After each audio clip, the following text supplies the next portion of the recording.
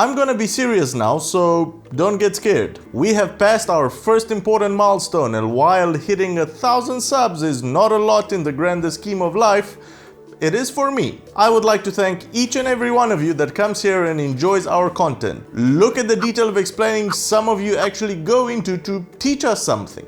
Amazing community, so thank you. If you're new here, we do bike previews, reviews when the bikes actually come out, news from the motorbike world, and mostly just try to have fun. So if you're not subscribed yet, consider doing so. As of now, we upload on Tuesday, Thursday, and Saturday. Enough with the emotional stuff. Roll the intro, Dave.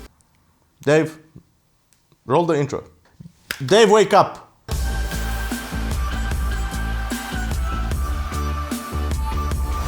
Get your motorbike news in a pleasant way. Hit that subscribe button and turn on your notifications so you don't miss the next episode. Story number 1. Naughty Alpinestars. They have been caught with their hand in the cookie jar. The Munich Court of Appeal has ruled in Dainess's favor in its court case against rivals Alpinestars, involving Dainess's airbag vest. The patent in question is about the layout and packaging of the airbags rather than the technology used to arm or deploy them. And the ruling applies to the German market only, so Alpinestars is still free to sell its Tech Air Street and Tech Air Racing airbag vests in other places around the world, because that's how law works. What's more, they must recall any vests supplied since July the 1st, 2015, which are still in possession of any shops in Germany. The Tech Air project began in 2001 and has advanced its technology to now boast claims like being the first airbag unit to provide full upper torso protection in a transferable vest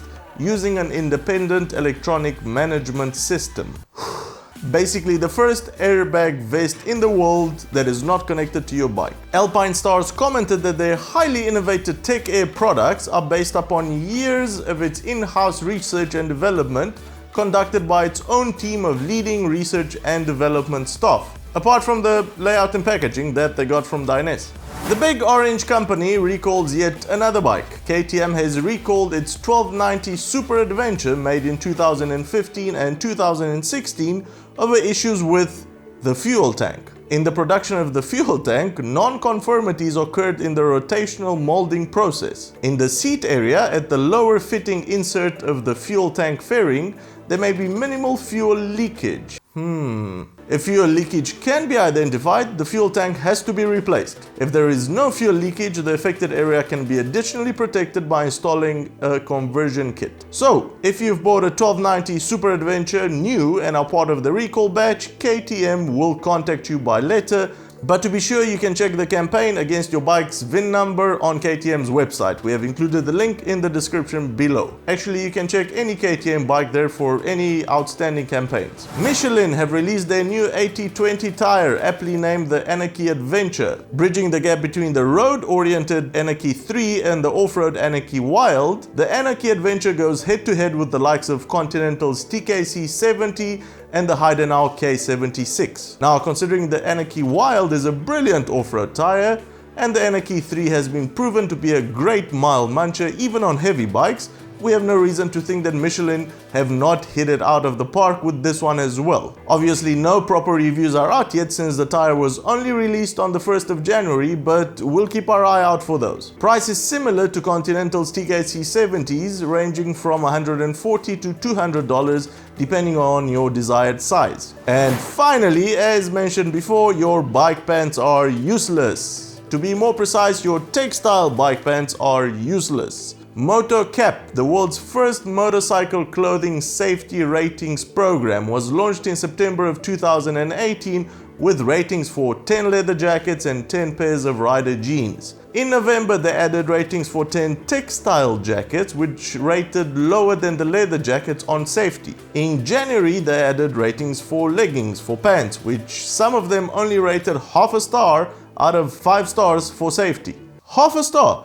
Even the Spice Girls movie rated more than that on IMDb. Their safety testing process is split between impact protection, burst resistance, and abrasion resistance, with rider gear being awarded any number of stars out of 5. These Dragon motorcycle jeans that retail for around $320, that's Australian dollars. Have I not mentioned this is an Australian site? See, who says the Aussies don't do anything useful for the world? Anyway, the Dragon jeans have received 4 safety stars, the highest number so far for pants, while one of the worst performers is the Revit Factor 3, which retails for around 360 Australian dollars, being awarded only 1 star. Motocap's abrasion resistance test measures how long the material used in a motorcycle garment could slide along a road surface before being worn away, exposing the rider's skin to injury. The interesting thing to see here is that the jeans' abrasion resistance is a lot higher than the textile, throwing dust at the long-standing misconception that motorcycle jeans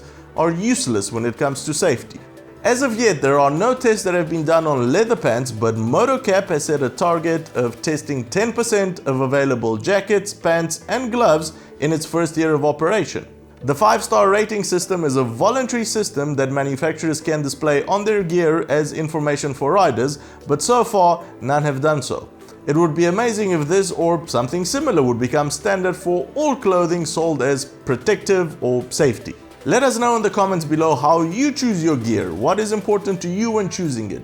Have you had any crashes with textile gear, and if so, what was the outcome? Let us know. Well, that's the show, everyone. Thank you so much for your support so far. If you've enjoyed this video, give it a thumbs up, and if you think you've learned something new, consider subscribing. Cheers and see you on Thursday.